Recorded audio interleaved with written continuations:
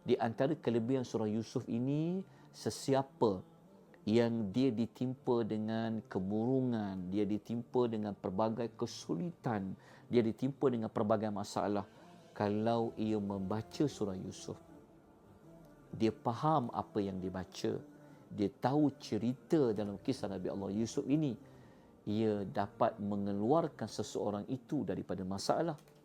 Dia akan memberikan lagi semangat, dia akan meredakan keresahan, dia akan mengurangkan kegelisahan yang ada, dengan syarat baca dan faham apa yang Allah nak sampaikan di dalam surah Yusuf.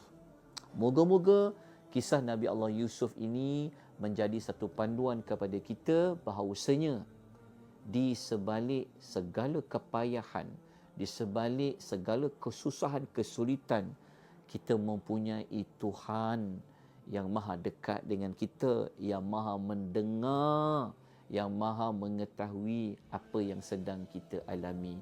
Ingat, Allah Ta'ala ini, ia boleh lakukan apa saja yang Allah kehendaki.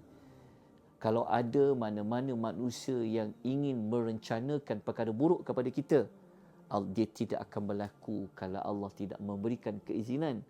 Begitu juga kalau ada mana-mana pihak yang berusaha untuk memberikan kebaikan kepada kita, tetapi jika Allah tidak izinkan berlaku, pasti ia tidak akan berlaku.